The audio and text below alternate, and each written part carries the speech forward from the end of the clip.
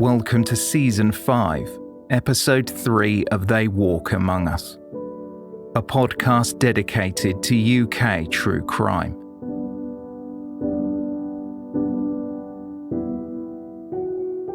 This episode contains distressing themes, descriptions of violence, and is intended for a mature audience. Listener caution is advised.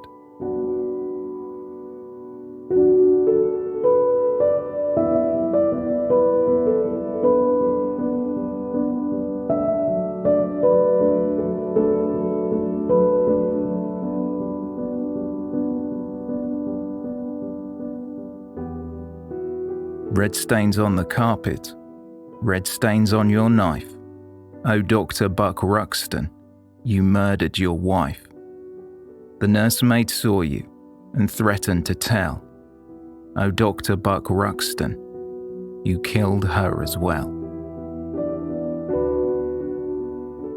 Lancashire nursery rhyme, parody of the song Red Sails in the Sunset, latter half of the 1930s.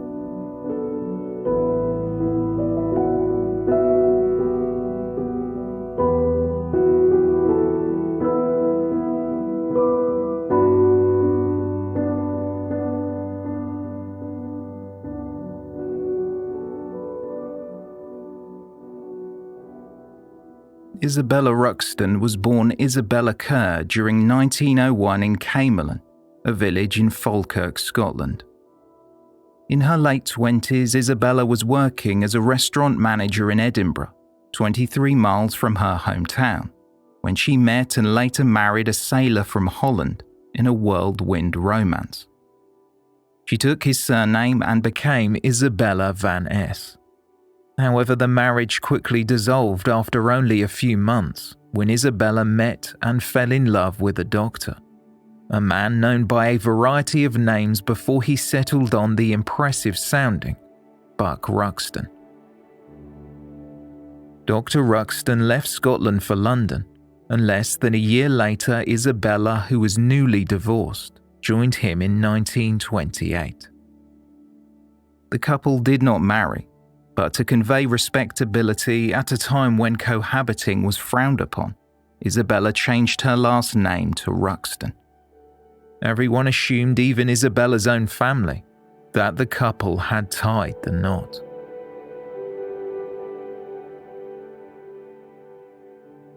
After several years in London, in 1930 they again upped sticks and moved north to Lancaster in the county of Lancashire, where Dr. Ruxton became a GP. The couple took up residence in a property at 2 Dalton Square, a location that was also to operate as a doctor's surgery. Ruxton's partner Isabella was social and well-liked in the middle-class Lancaster community they now called home. She spent her spare time doing charitable work, predominantly with disadvantaged children.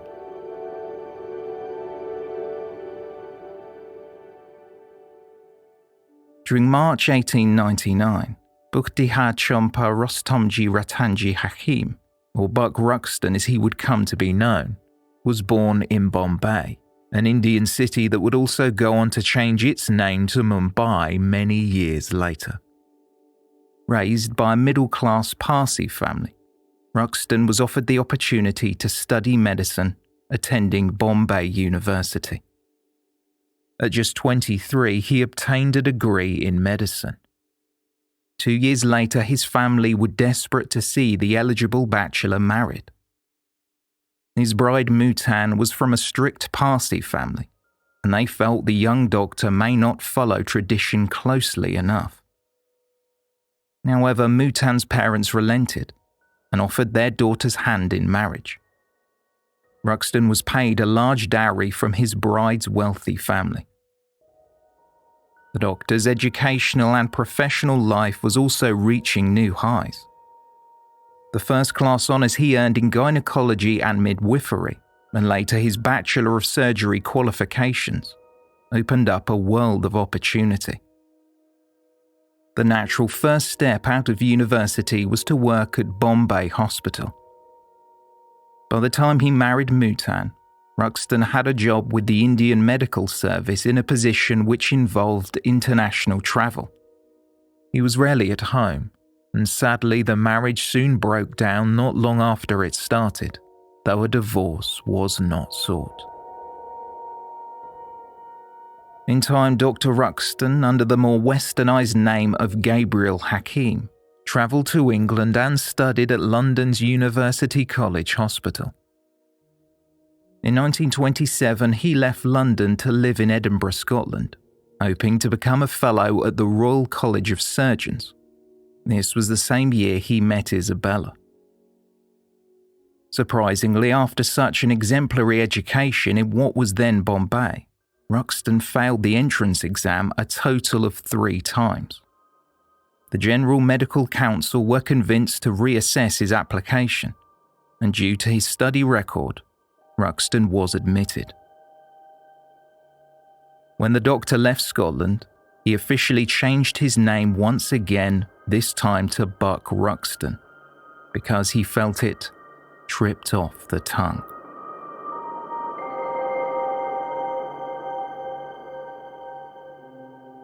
Prior to what we now know as the NHS, which provides free healthcare to all, back then if a patient sought medical treatment, they would be required to pay. Dr. Ruxton substantially discounted or waived the fee entirely to people who simply could not afford treatment for the medical attention they often so desperately needed. Over the intervening years, his generosity made the doctor, who had since become a father to 3 children, a popular and respected man. It was his skill and perceived kindness that made his surgery such a success.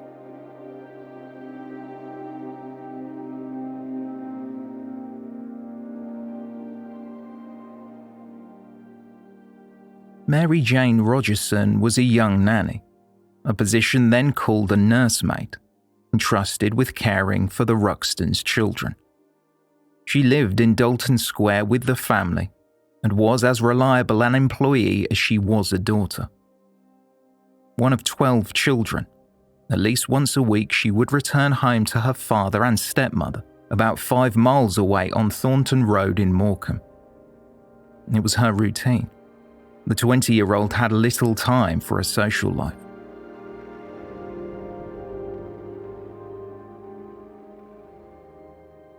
From the outside, Isabella and Buck Ruxton seemed a well-to-do charitable couple with 3 lovely children. But this was far from the truth. Dr. Ruxton was controlling and overwhelmingly jealous, so much so that in the aftermath of a heated exchange, of which there were many, a desperate Isabella attempted suicide. Another argument saw Isabella flee to the police station to tell the officers that her husband had attacked her. But as the situation was labelled a domestic issue, she was sent home to try and fix the problem herself. Outside the home, Isabella was good at socialising, mingling with the other guests at the many events the local doctor and his wife were invited to attend. But if she spoke to another man, Dr. Ruxton let his anger simmer until they got home, when it reached boiling point. He was always accusing his partner of having affairs. There is no evidence Isabella ever did, and no one came forward to support the accusations.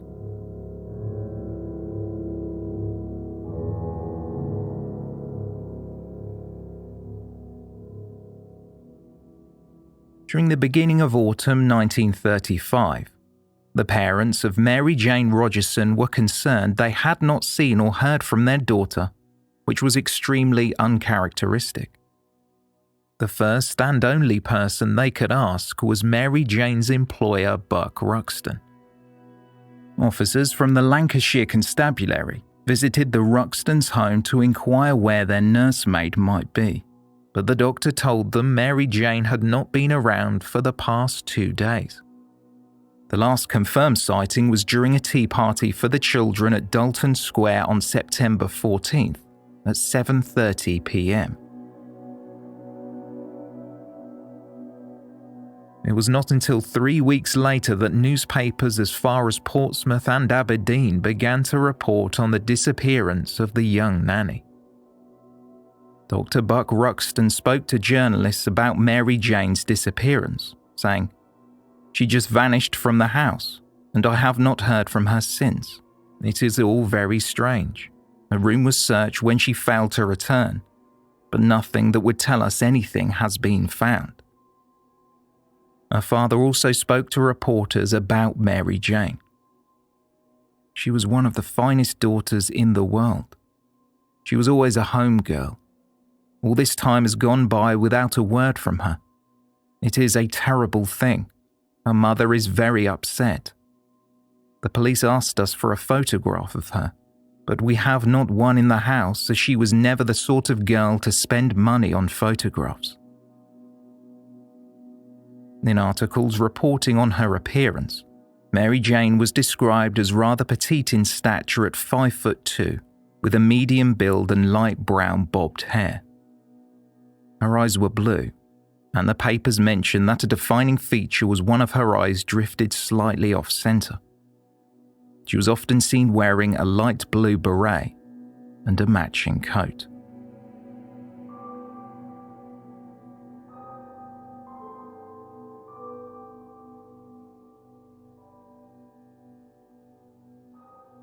Only 3 days later, it was announced another member of the household had gone missing: Isabella Ruxton. Her friends, not her partner Dr. Ruxton, had reported the disappearance. The 35-year-old was described as between 5'5" and 5'6", well-built, fair complexion, pale blue eyes, and fair hair. She spoke with a strong Scottish accent. Some distinguishing features were also relayed. The bridge of Isabella's nose was uneven. Dental work had been completed on the upper left side of the jaw. 3 teeth had been removed and replaced. The teeth were held in her mouth by a gold clip, which could be seen when Isabella smiled. The last time she was spotted, Isabella was reportedly wearing a cream silk blouse, a light brown jacket, dark brown shoes, and a skirt. She also wore a ring shaped in a V on the forefinger of her left hand. Her partner Dr. Ruxton suggested the last time he saw his wife and the nursemaid was on September 15th. They told him they were going away for a few days to the home of Isabella's sister in Edinburgh. But her sibling was still waiting for them to arrive. Dr. Ruxton claimed that he sent a letter to the address in Edinburgh, but the mail had been returned unopened. He also explained that he had delayed informing the police of his wife's disappearance, as he expected her and the family nursemaid to return at any time. He was left with their 3 children and no one to look after them while he ran a very busy doctor's surgery from the house. Since their disappearance, Ruxton said he had been relying on the kindness of friends.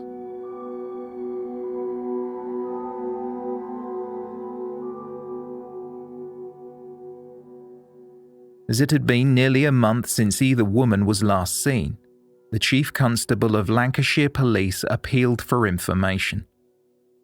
He said Isabella was an expert motorist and familiar with London and some parts of Scotland.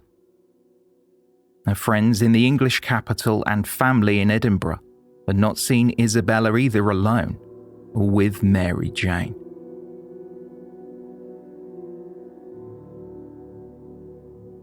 Neither woman would be found alive. Dr. Buck Ruxton had used his surgical precision to dismember Isabella and Mary Jane in the bathtub.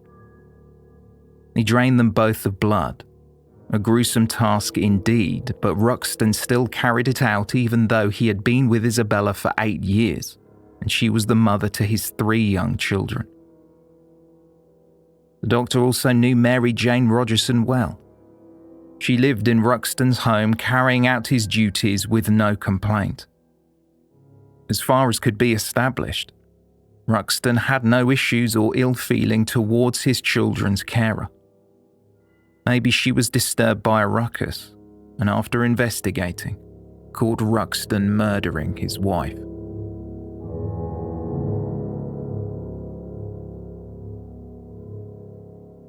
The doctor had to act fast. The coarse carpets in the hallways were steeped in pools of blood. The bathroom also bore evidence of what had taken place at Dalton Square in those early morning hours of September 15th. The Ruxtons had employed the help of 3 cleaners. They were known as charwomen. One of them, Mrs. Oxley, was due to start work at 7 a.m. that morning, but half an hour before she was scheduled to arrive, Dr. Ruxton called at her home and told Mr. Oxley, who opened the door, that his wife's services would not be required that day. When someone popped by the address on Dalton Square later to deliver some milk, an agitated Buck Ruxton answered the door with his hand in a bandage. In an effort to hide his crimes, Ruxton had removed the upstairs carpets, but the blood had seeped through to the floorboards. He didn't ask any of the 3 cleaners for help. Instead, he requested a patient called Mrs. Hampshire help scrub the stains. She was not sure why the doctor had asked for assistance, but needing the work and trusting the doctor, she agreed, unaware of what exactly she was cleaning up. The property was usually spotless. With all the assistance the Ruxtons had and the surgery downstairs, Mrs. Hampshire was confused to see the upstairs hallway floor wadded with straw. She then went to use the bathroom, and although it appeared clean, the usually white bath had a yellow hue. Mrs. Hampshire could see a metal tin in the garden full of mounds of carpet and other fabrics, some partially burned. As she was cleaning, she unsuccessfully tried to gain access to the bedrooms, including where Isabella and Buck Ruxton slept. It was later thought the bodies were being stored in these rooms for a few days, until Ruxton decided precisely how to dispose of them when he found the time in between treating his patients. A large piece of rolled carpet and a smart suit were offered to Mrs. Hampshire. Not wanting to turn down expensive items, she took them with her. But when she had the chance to examine the suit at home, she realized it was covered in odd stains, as was the carpet when she unraveled it. She took the carpet outside to clean it. As she sloshed buckets of water over the stains, the liquid ran a deep red. Many buckets later, the color of the water had not changed, and the stains could not be removed.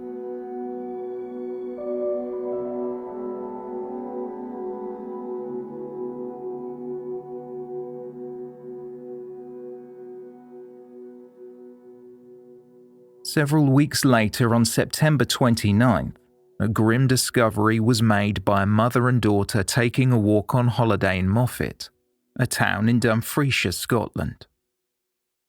As they made their way over a scenic bridge known as Gardenholm Lynn, one of them, Susan Johnson, peered down at the rocky slope ravine below. She spotted something wrapped in paper. At first, Susan could not quite make out what the object was, but eventually it became clear. Her eyes had not deceived her. A decomposing foot protruded from the newspaper it was wrapped in.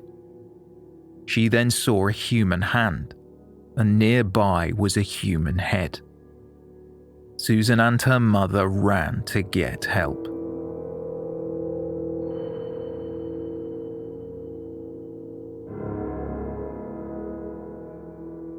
In time, after pumps were used to drain pockets of the ravine, and the foliage and obstacles were cut back and chopped down, in all 30 wrapped packages were recovered from the area.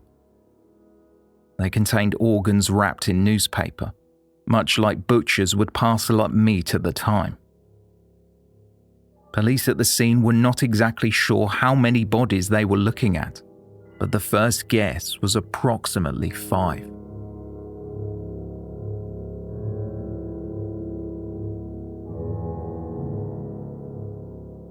The Yorkshire Evening Post printed a short piece about the discovery, below the descriptions of the missing Isabella Ruxton and Mary Jane Rogerson.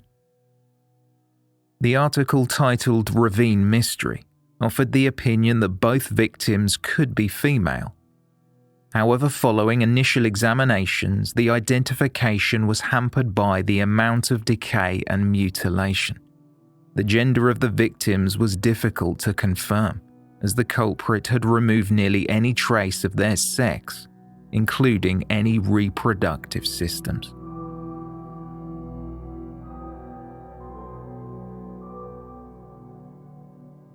On the journey between Lancashire and Scotland, Dr. Buck Ruxton had time to think about covering his tracks while driving alone for many hours in the car.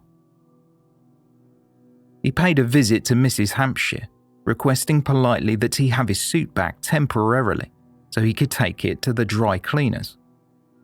She did not return it, but instead suggested she take it to get cleaned. Ruxton agreed, but only after he tore out the tags from the suit. As the pair spoke, Mrs. Hampshire thought the doctor appeared unwell, and she remarked how ill he looked. Ruxton said he had a restless night. The wound on his hand, which he claimed was from an innocent injury, had kept him awake. While the doctor would offer different reasons to different people, in this instance he said it was from slicing it on a tin opener. As far as Mrs. Hampshire was concerned, the bloodied carpets were a product of the wound on Buck Ruxton's hand.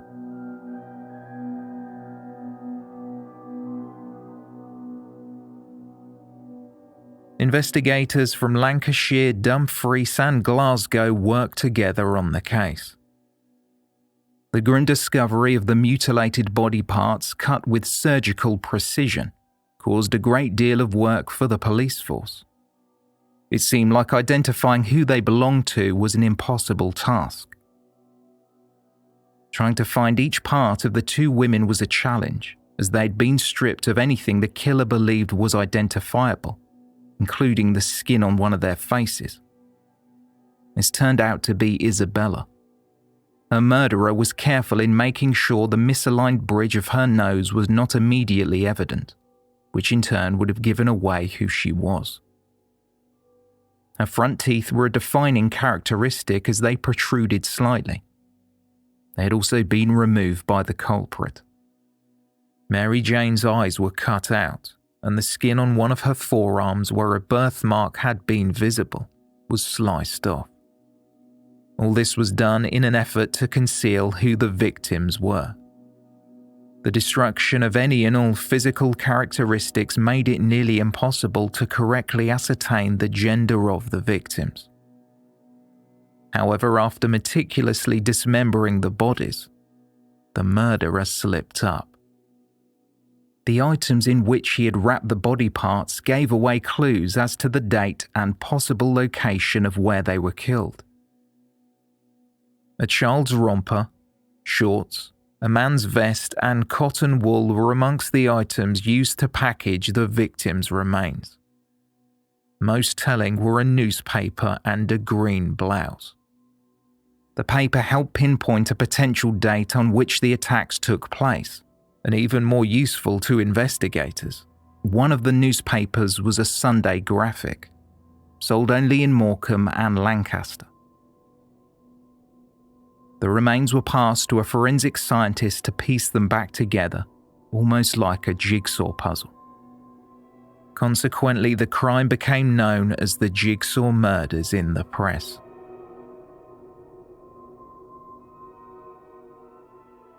While there appeared to be a link to the Ruxtons' home in Lancaster and Mary Jane's in Morecambe, there was a problem.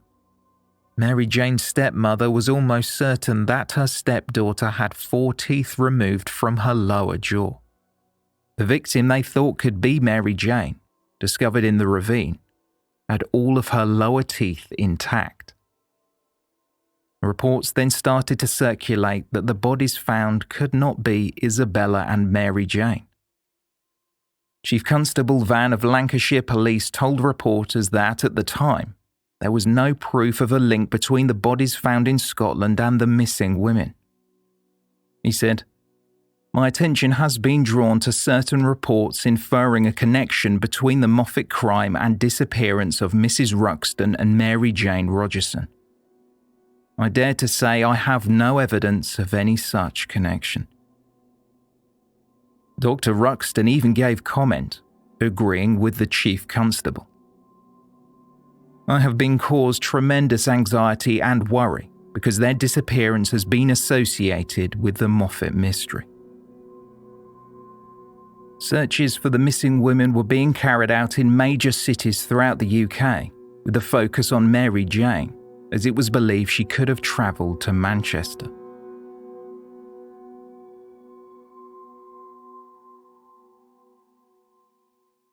The case was groundbreaking due to the new scientific techniques utilised, which included forensic entomology. Maggots and larvae were removed from the body parts and sent to a laboratory at the University of Edinburgh. By understanding the species of insects and the stage in their life cycle, this would establish when the body parts were disposed of, or even how long the victims had been dead. Dr. Mearns studied the samples and concluded that the remains were in the river for about 2 weeks. An insect commonly known as a blowfly was identified, and it was the life cycle of this creature which gave the time frame to work from. This period would be invaluable for investigating officers who could then pinpoint the days where the suspect had been in the area. Perhaps witnesses would remember seeing something from that crucial period. Due to the level of decomposition on the victim's fingers, a standard fingerprint test could not be performed. This was one of the first cases, if not the first, that employed the use of dermal fingerprint testing. A comparison was made with the print sourced from a decanter in the Ruxtons' home. They were believed to match that of Mary Jane Rogerson. Also, both of the victims' left feet were used to make casts. The replicas were tested, and they fitted into shoes that belonged to Isabella and Mary Jane. Finally, X-rays of the victims' skulls labelled 1 and 2 were taken. Photographs of Isabella and Mary Jane were superimposed over them at the same angle to see if they matched. They did, as far as the experts could tell, but this technique was not reliable evidence on its own.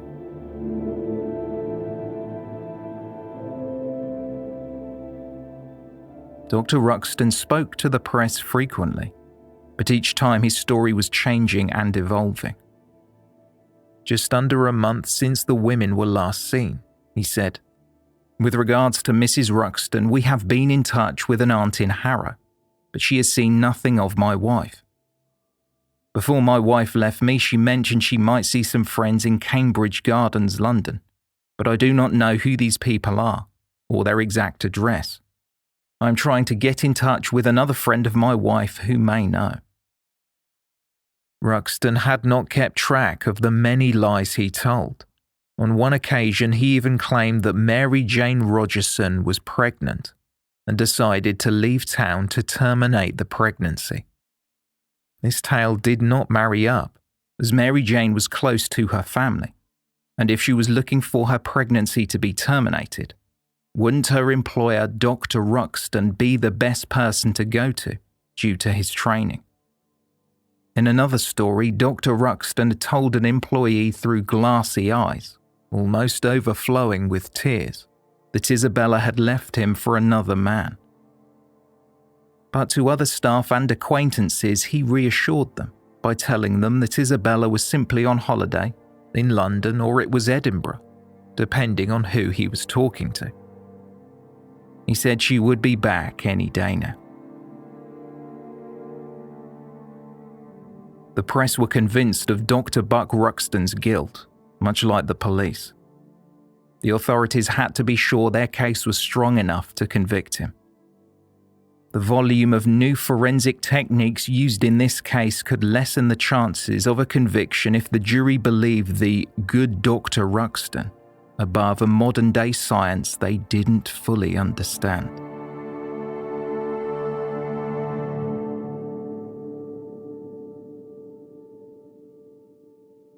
Almost a month to the day after Isabella and Mary Jane went missing, Dr. Buck Ruxton was remanded in custody for 8 days by the Lancashire police. He was accused of murdering Mary Jane Rogerson, but not his common-law wife, Isabella Ruxton. He was arrested by Chief Constable Vann, who released a statement.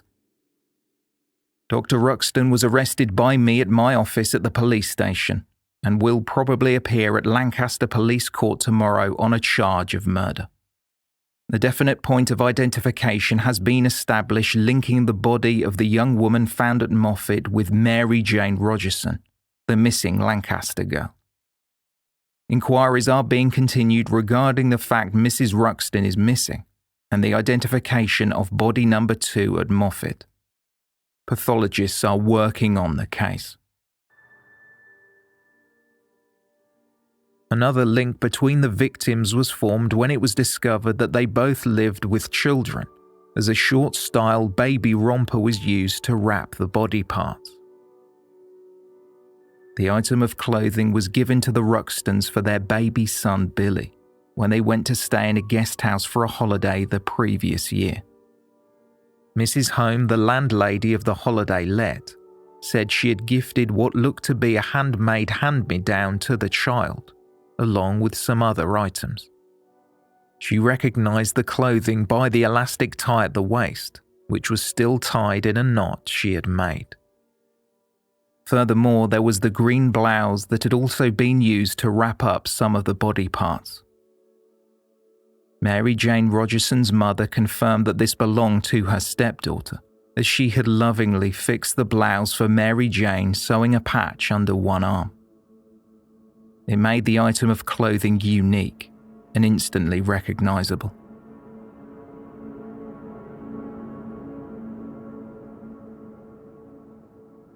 And then there was the significant blunder on the part of Dr. Buck Ruxton. He was spotted after travelling from the location where he disposed of the remains. In a panic, after he threw the incriminating packages over the bridge, Ruxton was speeding through Kendal in Cumbria when he knocked a cyclist off his bicycle. Thankfully, the man was unhurt. The incident rattled the cyclist, as the driver did not stop, but the licence plate was memorised and relayed to the police. A roadblock was set up, and the doctor was stopped and questioned, but the outcome simply required him to take his driving documents to Lancaster Police Station the next day. At the time, little was made of the incident, and a report remained on file. However, it became a crucial piece of evidence proving that Ruxton was travelling from the direction of Moffat on the approximate date when the remains were disposed of.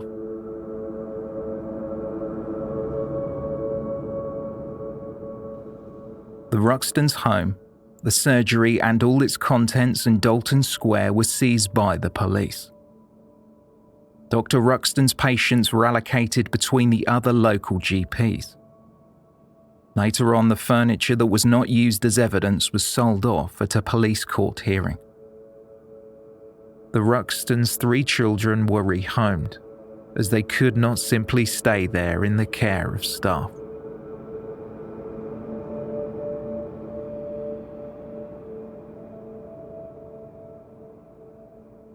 Six weeks after Ruxton's arrest, a committal hearing was held at Lancaster Police Court. The evidence gathered was so extensive the proceedings took almost 2 weeks. The remains were referred to as body number 1, which was Mary Jane Rogerson, and body number 2, Isabella Ruxton. A trial was planned for spring of the following year.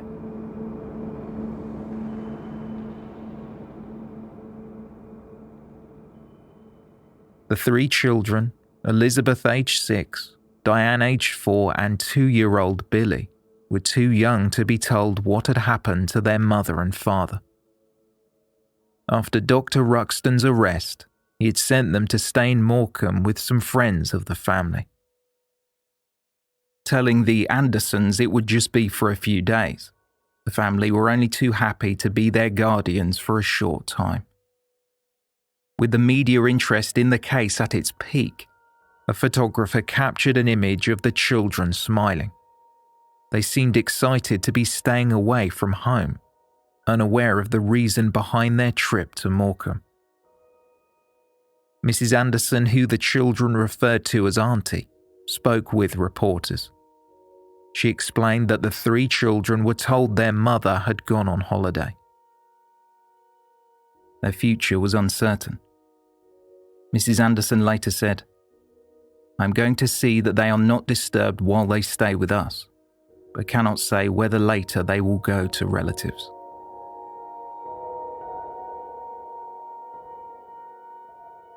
Unfortunately, the children were taken into the care of a master and matron at a public institution, a children's home called Lancaster Poor Law Union. Their future hinged on whether their father was found guilty at his trial.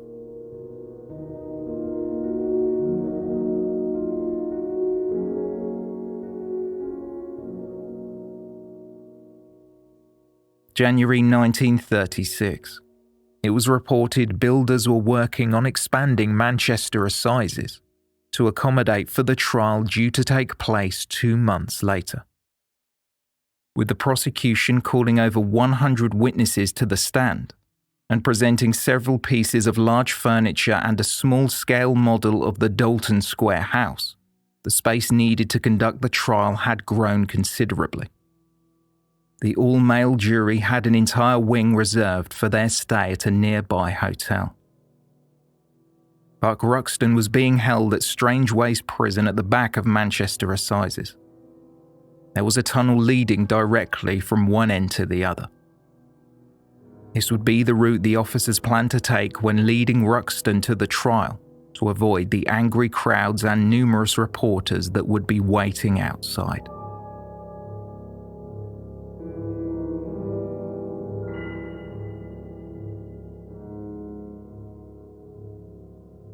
The day legal proceedings began. On March 2nd, 1936, the crowd was photographed having breakfast on the pavement outside the court in Manchester, prior to the start of the trial of Dr. Buck Ruxton. It was reported there were 3 times as many women as there were men, waiting to get their place inside. One of them had remained outside the court alone since 10:30 the night before. Miss Mary Phillips told a curious reporter, "I was determined to be first. I have taken a very deep interest in the case. It was not until 4 o'clock in the morning that everyone else joined me." Despite the numerous members of the public seeking to attend the trial, there was little room in the public gallery. Most of the spaces had already been reserved. Although still predominantly women, they were from the upper class and dressed more well-to-do than the crowd of people queuing outside. Attending such a famous trial would be a talking point for months.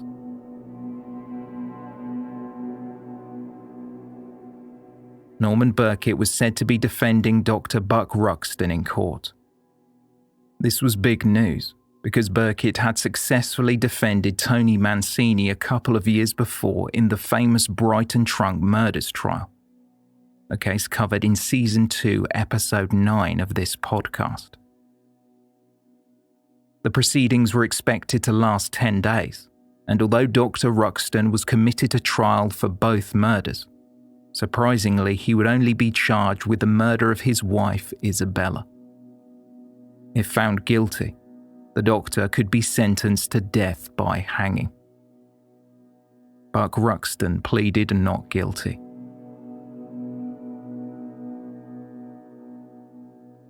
The trial was overseen by Mr. Justice Singleton. It was to be his first murder trial since being promoted to the bench. Before the judge entered the courtroom, there was a call, "Put up Buck Ruxton." 3 wardens walked the prisoner up to the dock. There was an audible intake of breath from the onlookers in the court. Ruxton appeared respectable, his wavy hair combed neatly in a parting. He wore a dark blue suit, check tie, and a dark wool overcoat. The defendant fixed his gaze on his solicitor, acknowledging him with a slight smile and a nod. He then sat down before requesting some paper and a pencil from the wardens. It was suggested to the court on the first day of the trial that Dr. Buck Ruxton's motive was jealousy. He flew into a rage when Isabella came back from a long day out in Blackpool with her 2 sisters. They had gone to see the Blackpool illuminations. When she closed the door to her home on Dalton Square at 11:30 p.m. on September 14, 1935, she was never seen alive again. The prosecution suggested a tirade of abuse followed, and the argument eventually led to Isabella's life being taken in the early morning hours of the next day. Disturbed by the commotion, Mary Jane subsequently lost her life as a consequence after she witnessed her employer murder his wife. It was thought she interrupted Ruxton during an assault in the upstairs hallway, as blood had seeped through the carpets to the wooden floorboards, and there was a trail from the landing to the bathroom. Even though an exact cause of death could not be ascertained, it was concluded Mary Jane had died through asphyxiation, and Isabella was beaten and strangled.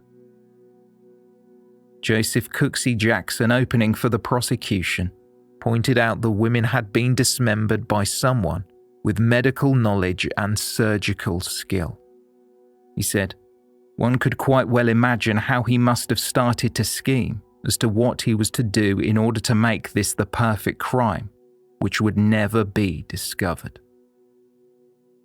The turbulent relationship between Buck and Isabella Ruxton was explained to the court. The jury were told that after one argument in which Ruxton had accused his partner of being unfaithful, she had reached the end of her tether and packed some clothes to leave. The doctor was witness saying, "She won't come back alive. I will bring her back to the mortuary." The woman the family employed to help around the house had witnessed both physical and verbal violence on many occasions. One such incident involved Isabella Ruxton calling for help. When a maid arrived to see what was wrong, she said the doctor had put a flip knife to her throat. Buck Ruxton left the kitchen and came back. He told the maid, "I had no knife." The employee bravely replied, "Yes, you did, because I heard it click." That same maid, while cleaning, found a gun under Buck Ruxton's pillow. On another occasion, a maid, Vera Shelton, saw the doctor pin Isabella to the bed. His hands were round her throat. The maid saw that Isabella's nightdress was torn and her arms were bruised. When Dr. Ruxton realised they weren't alone, he left the room calling back to Isabella, "You are a dirty prostitute."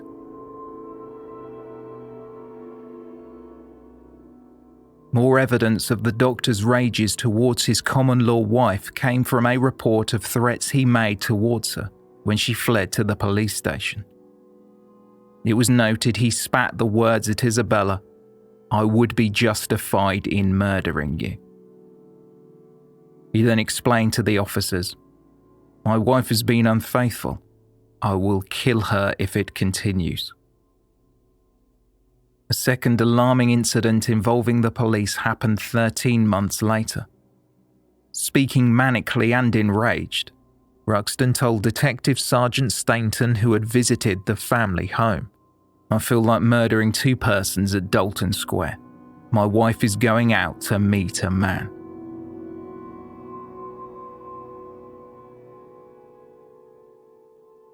A name that Ruxton kept bringing up, a man he believed to be his love rival, was Robert Edmondson, a 25-year-old solicitor working nearby. There was absolutely no indication that Isabella Ruxton and Robert Edmondson were having an affair, but Buck Ruxton was fixated on his partner's imagined infidelity. Edmondson knew the couple, as he was one of a group of people who, along with Isabella, travelled to Edinburgh for a trip the year before she was murdered. Foreshadowing what was to come, on the journey the party travelled over the ravine where parts of Isabella were later discovered. Little did Isabella and the others in the group know Dr. Buck Ruxton was following them, spying on his partner. The doctor had stuck translucent brown paper over the windows of a borrowed car so as to not be recognised. Isabella signed into the hotel room using her own name, as did Robert Edmondson. They each occupied separate rooms. In fact, Edmondson shared with his father, who was also on the trip. Even though it was a perfectly innocent outing, Ruxton came home under the belief that his wife was planning to leave him for another man.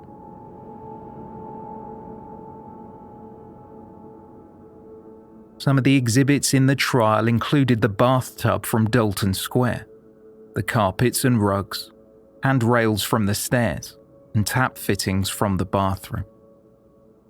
The miniature model of the Ruxtons' home that was presented to the court had been handcrafted by a policeman in his spare time. Detailing the gruesome treatment of the bodies after death and offering a theory as to what happened, Joseph Cooksey Jackson told the all-male jury. They had been horribly mutilated. The skulls had been taken away, the heads had been scalped, and all sorts of things had been done to these bodies. The prosecution suggests that the reasons for these disfigurations were meant to make it more convenient to take the bodies from Lancaster to Moffat, and secondly, to destroy any signs which might lead to their identity.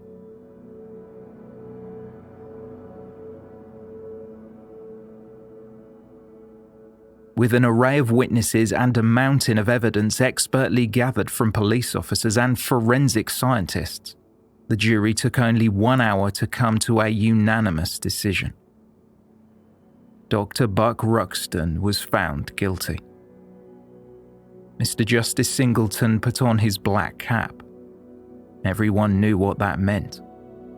Buck Ruxton was sentenced to death.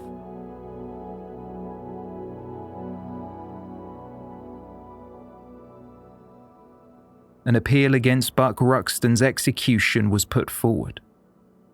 There had been no blood found in the car in which Ruxton was said to have transported the remains, and it was argued the jury were misdirected by the judge. Mr. Justice Singleton had instructed the jury to consider the evidence by Mrs. Hampshire, a patient of Ruxton's. She had mentioned that she was given a suit by Ruxton that appeared to be stained in blood. The judge did not, however, direct the jury to reflect on the testimony she gave when cross-examined, in which Mrs. Hampshire acknowledged that it may not have been blood. Regardless, Ruxton's appeal was rejected by the Court of Appeal on May 1st, and the date of his hanging was set for less than 2 weeks later.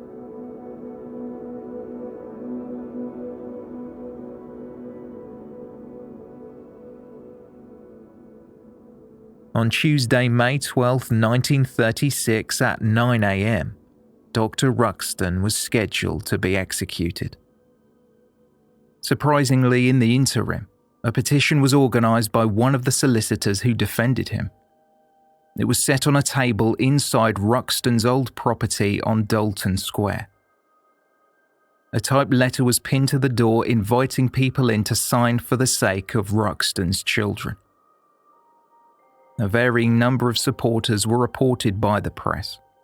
Some stated 900 signatures were obtained. Others say it was 10,000. Buck Ruxton still claimed he was innocent to his counsel even up to his death. However, he had written an instruction the day after his arrest. It was to be opened after his execution, or it was to be given back upon his acquittal. In the letter, Ruxton confessed to both murders. He confirmed what was already suspected. Ruxton killed Isabella, and Mary Jane was unfortunate enough to see it, meaning the doctor killed her too. The letter read, "I killed Mrs. Ruxton in a fit of temper because I thought she had been with a man. I was mad at the time. Mary Jane Rogerson was present at the time. I had to kill her."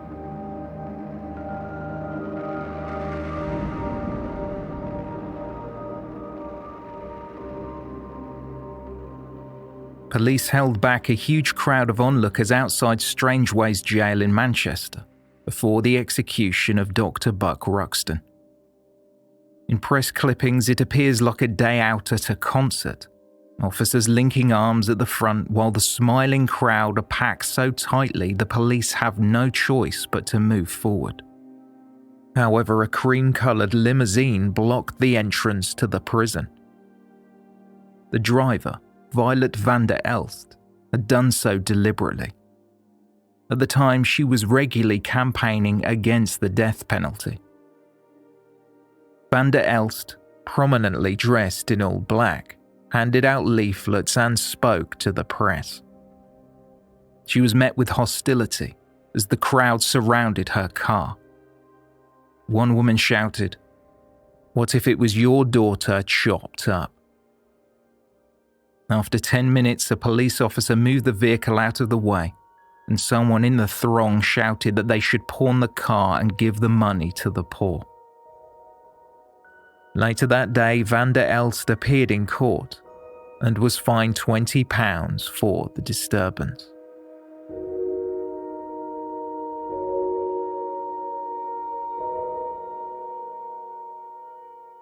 Buck Ruxton had spent the night before his death in the condemned cell next to the execution chamber. He received no visitors and spent his time making sure his affairs were in order, leaving any assets to his 3 children. Ruxton said he wished for his son to follow his path in the medical field and wanted his 2 daughters to be nurses. His 3 children were still unaware of the fate of their mother and father. Elizabeth, Diane and Billy were photographed playing in the grounds of a children's home on the day of Buck Ruxton's hanging.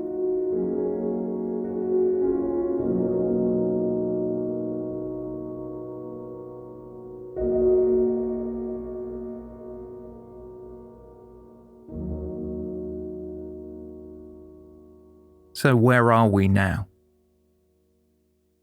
10 days before Buck Ruxton's execution, Isabella's remains were returned to her birthplace in Scotland, so a funeral could finally take place.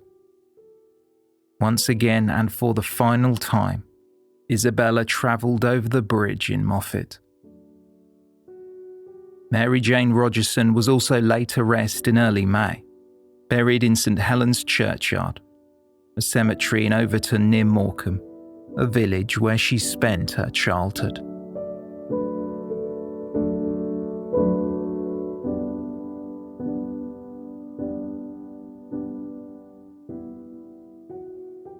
The murder scene 2 Dalton Square in Lancaster remained empty for 4 decades. The house sat falling into disrepair. The Grade 2 listed building, which was over 200 years old, finally became of use after it was renovated and used as offices for the council's planning department.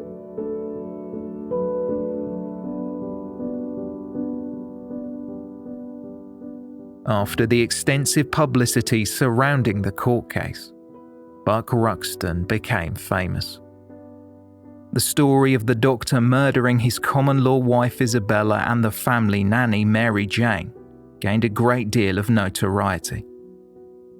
The interest in the macabre case had peaked, and the Chamber of Horrors at Madame Tussauds in London made a wax figure of the murderer. Before televisions were in every home, the site drew a great deal of tourists to the still popular attraction. The figure remained there, enticing thrill seekers for many years to come.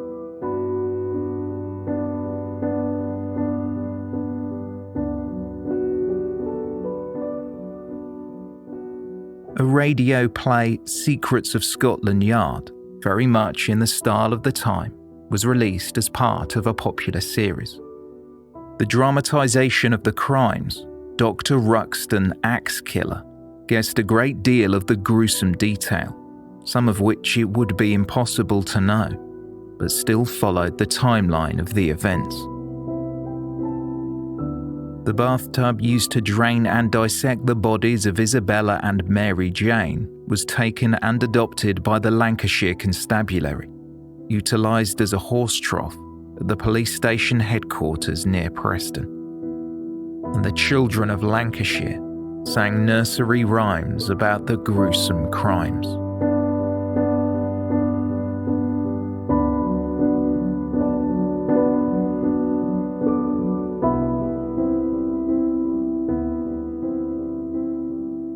Thank you for listening. A special thanks to our new Patreon producer Jean Lee Kruger and everyone who supports us on Patreon. For more information on this episode, please see the show notes or visit our website, theywalkamonguspodcast.com.